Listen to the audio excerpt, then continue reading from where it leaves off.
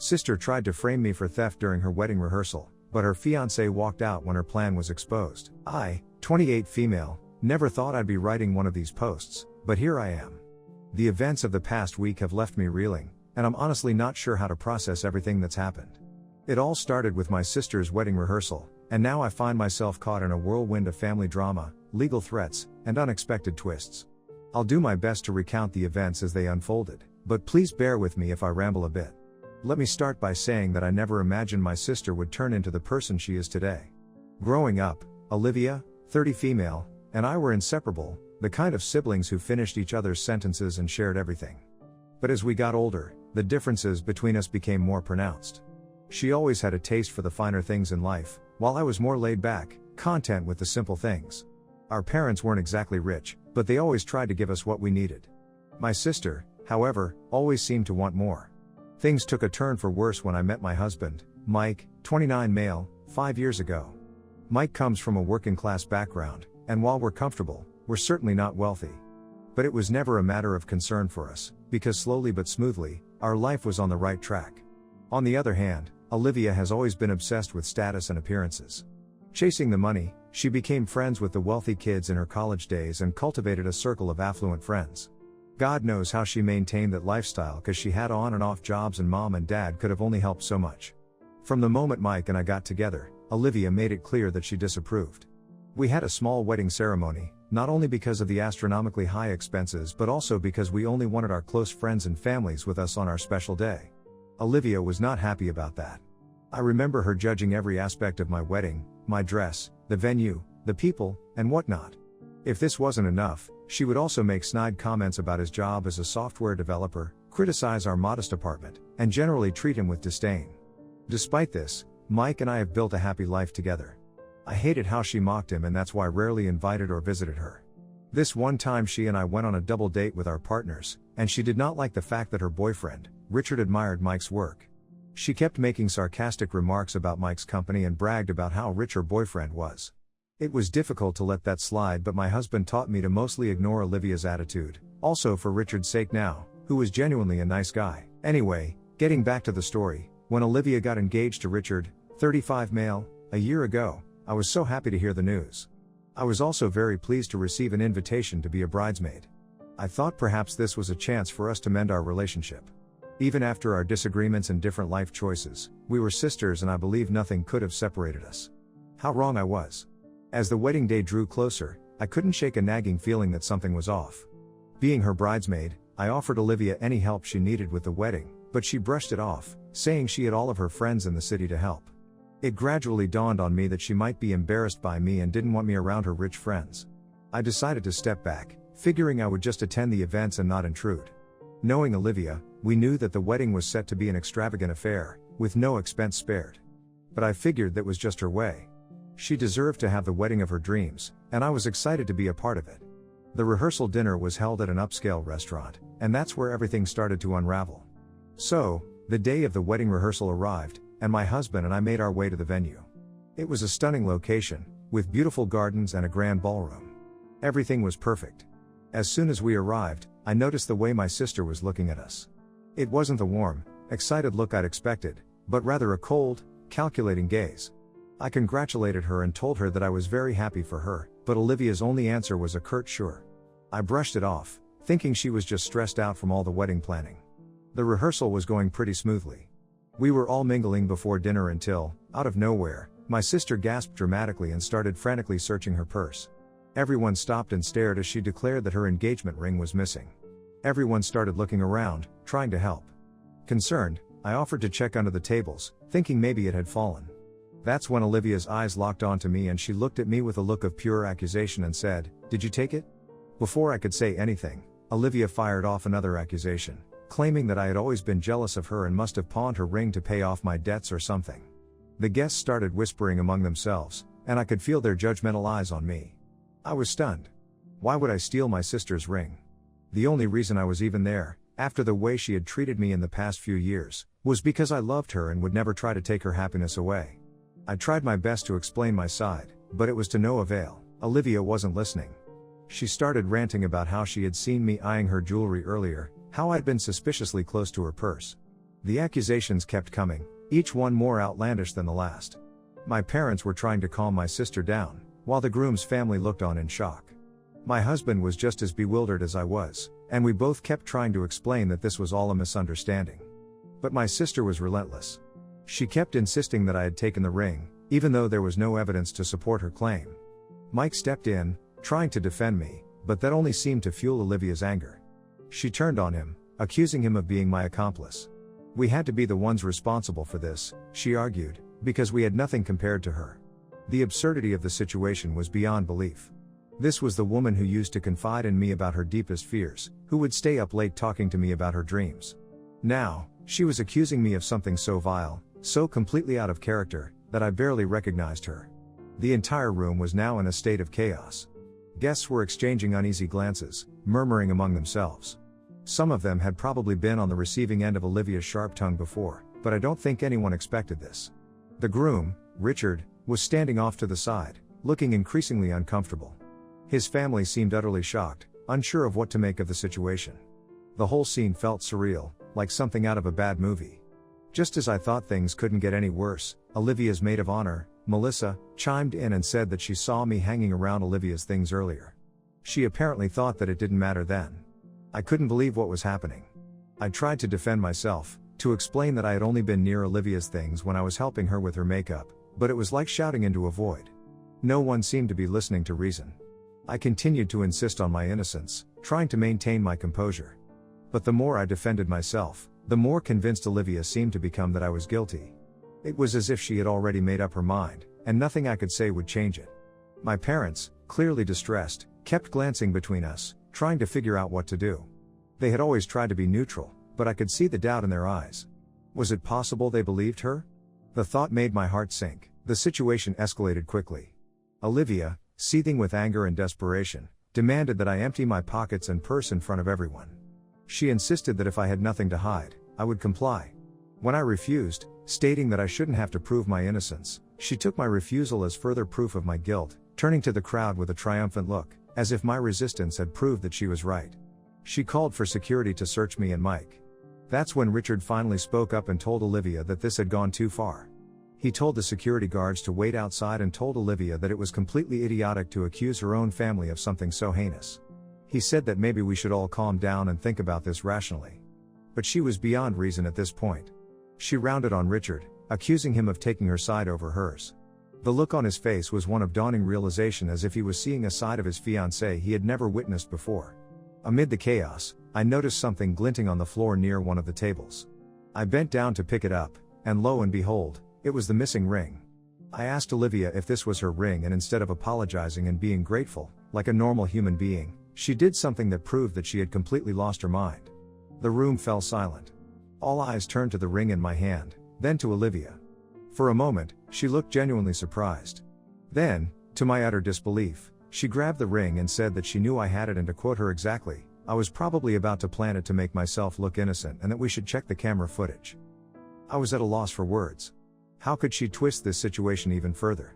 That too when I had just picked up the ring in front of everybody in that room. But before I could respond, Richard stepped forward. And let's just say he did not mince his words. He called out Olivia's behavior and said that this matter wasn't that complicated to begin with, but now when everything was solved, she was still trying to make it worse. All of her false accusations and comments had finally got to me, and I decided that this wasn't over. My husband and I had been embarrassed in front of my loved ones and were accused of something we didn't do. So, I proposed that for everybody's satisfaction, let's check the CCTV footage. That will make everything clear, right?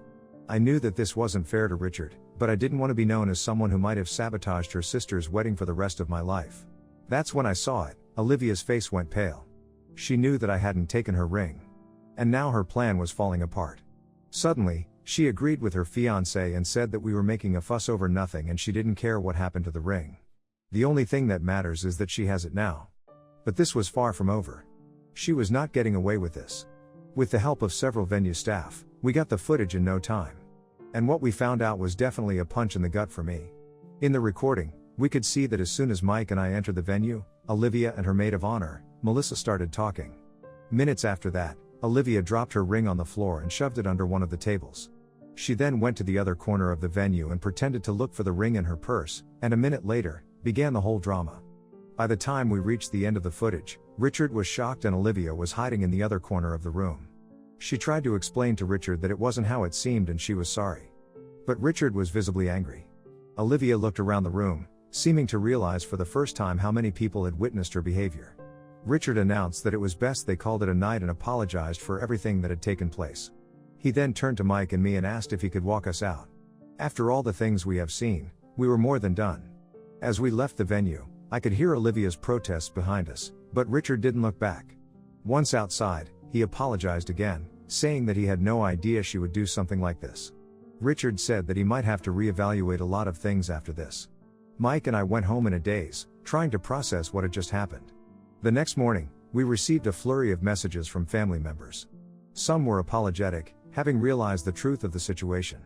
Others, particularly Olivia's friends, continued to accuse us of somehow orchestrating the whole thing to embarrass her. But the biggest shock came when we got a call from Richard. He informed us that he had called off the wedding. He said that after everything that he had seen last night, he could not imagine spending his life with a woman who would sabotage her own family like this. I felt a mix of emotions, relief that the truth had come out, sadness for the pain this would cause our family, and a wave of lingering anger at Olivia for putting us through this ordeal. Now, here's where I need your input. Olivia has been blowing up my phone, alternating between tearful apologies and angry accusations. Clearly, she does not feel genuine remorse and is just apologizing to manipulate us even more. But what is even more outrageous is that she's demanding that I pay for the cancelled wedding venue, caterers, and all the other stuff, claiming that it's my fault for making a scene at the rehearsal dinner. She's even threatening to take us to court if we don't comply. I'm at a loss. Part of me wants to cut all ties with her after this, but another part feels guilty about the wedding being called off, even though I know it wasn't really my fault. Mike thinks we should just ignore her threats, but I'm worried about the potential legal implications. So, Reddit, am I the a-hole for refusing to pay for my sister's cancelled wedding after she falsely accused me of theft? Update 1. First of all, I want to thank everyone for their supportive comments and advice. It's been incredibly helpful to have an outside perspective on this situation. A lot has happened in the past few days, and I wanted to give you all an update. Olivia's tactics have gone from sleazy to malicious now. Shortly after my original post, we received a formal letter from a lawyer representing Olivia. The letter demanded that we pay for all the wedding expenses, citing emotional distress and reputational damage as the reasons. Mike and I were stunned. We couldn't believe she was actually going through with this. On the advice of many commenters as well as our friends, we decided to consult with a lawyer of our own. We found a local attorney who specializes in family law, and she was incredibly helpful. After reviewing the situation, she assured us that Olivia's case had no legal merit. She explained that we couldn't be held responsible for the consequences of Olivia's actions, especially since there were numerous witnesses to what really happened. Our lawyer also advised us to gather statements from people who were present at the rehearsal dinner, just in case. We reached out to Richard, who was more than willing to provide a detailed account of what he saw. I also took this opportunity to apologize to him for everything that happened at his wedding rehearsal. He shared that he's been doing a lot of thinking, and he's grateful that he saw Olivia's true colors before they got married and he wouldn't have to spend the rest of his life with a liar. He even offered to help with our legal fees if it came to that, which was incredibly kind of him. Several other guests also came forward with their versions of events, all of which supported our story. Armed with this information, our lawyer sent a response to Olivia's legal team, basically telling them that if they pursued this ridiculous claim, we would countersue for defamation. We haven't heard back from them since, which our lawyer says is a good sign. On the family front, things are still tense. Our parents are caught in the middle, trying to mediate between us. They've urged me to forgive Olivia, saying that she was just stressed about the wedding. While I understand their position, I'm not ready to sweep this under the rug. It's not like Olivia is asking for my forgiveness, she is asking for my money. Tons of money actually. Mike has been my rock through all of this, reminding me that I don't owe Olivia anything after how she treated us.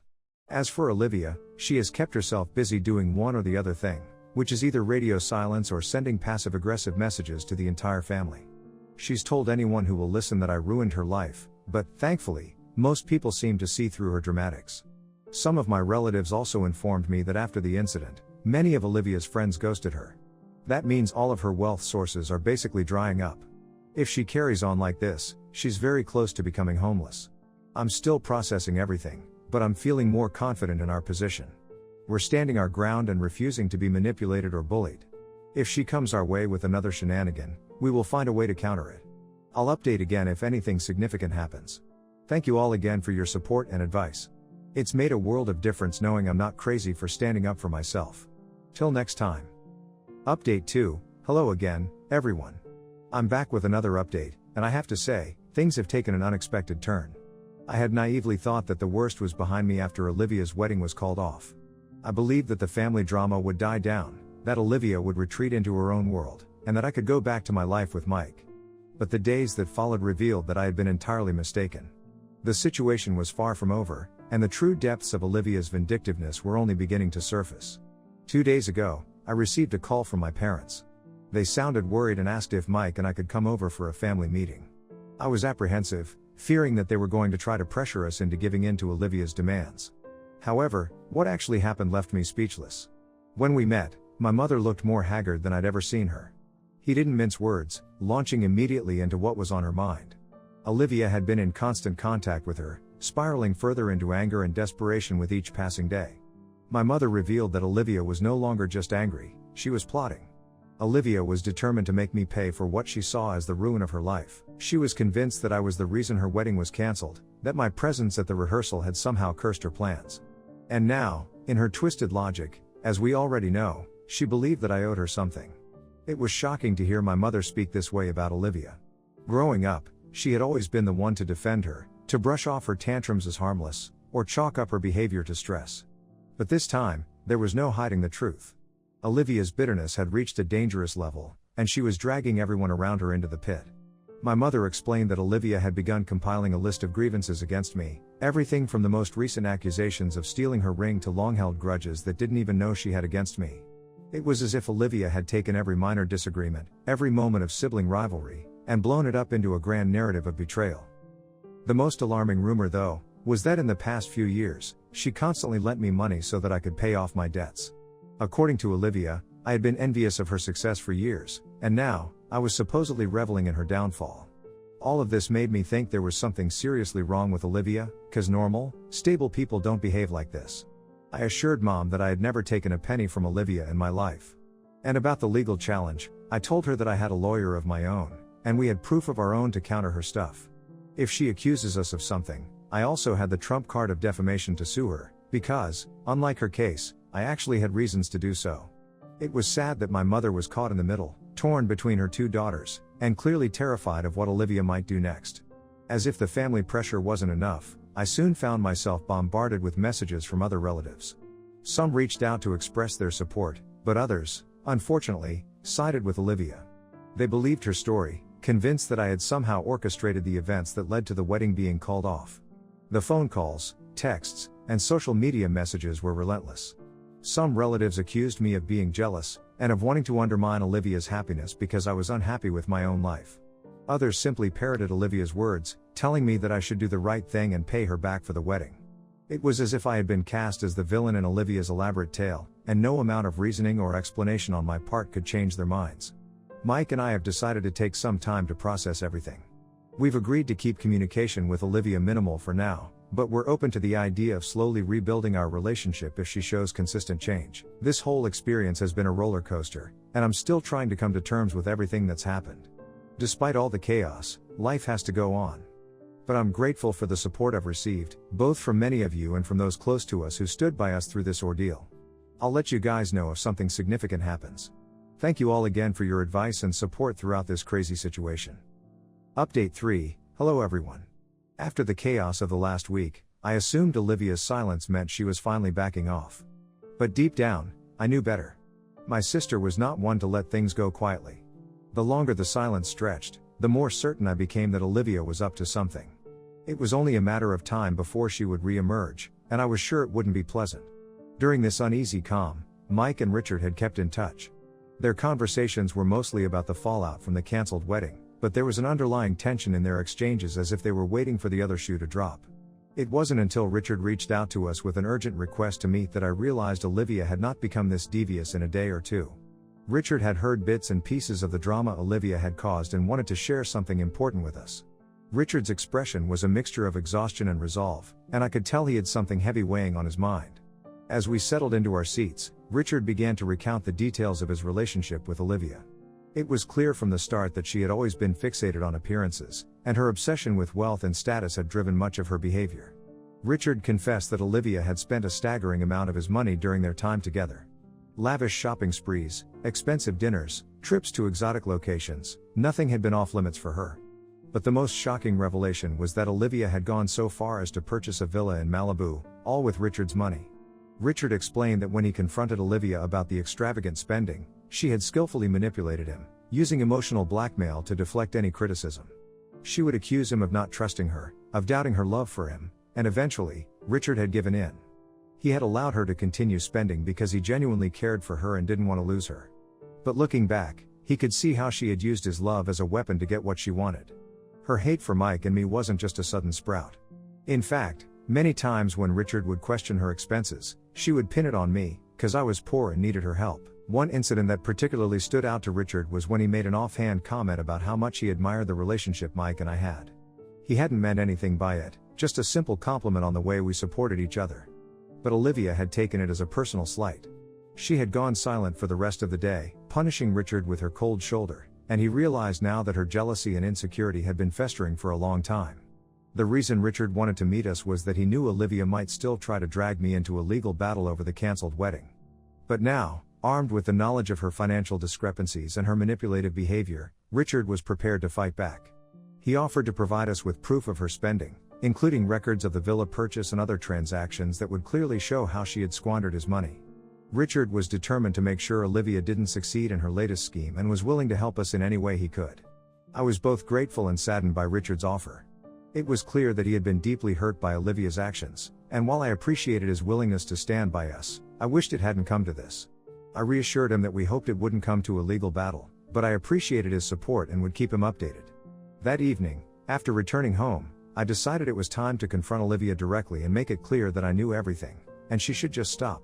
Now I know, some of you might think I am stupid for showing Olivia all my cards. But let me tell you, Olivia was all talk no show. She was a scaredy cat, and that's why she hadn't taken any serious steps till now, because the idea of an actual case was enough to get her all panicky. So, I drafted an email, laying out everything I knew.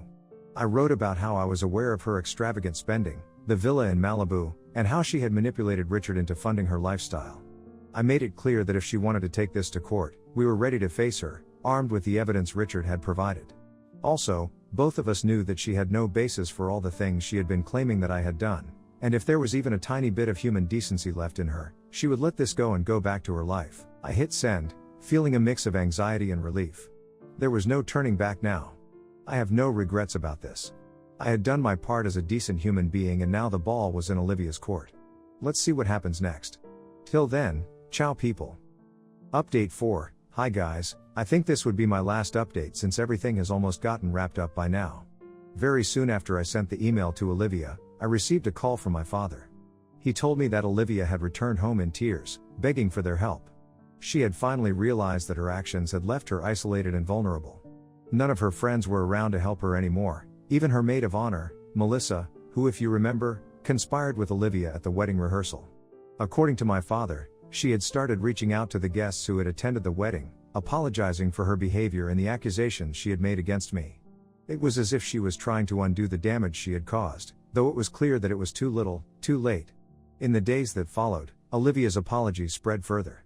She called me, leaving voicemails, texts, and emails, full of regret and sorrow, begging for forgiveness.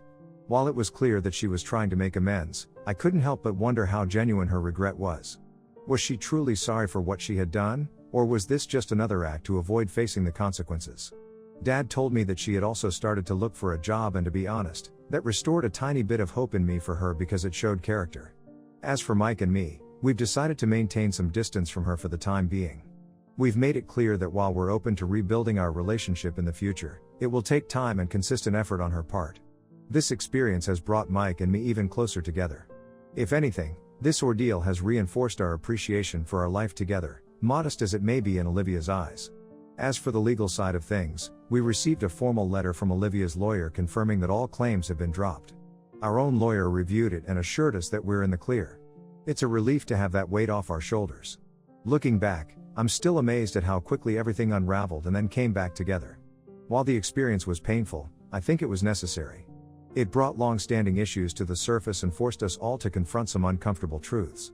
Thank you all once again for your support, advice, and kind words throughout this journey. While I hope to never have to post about family drama again, I'm grateful for the community I found here. Wishing you all the best.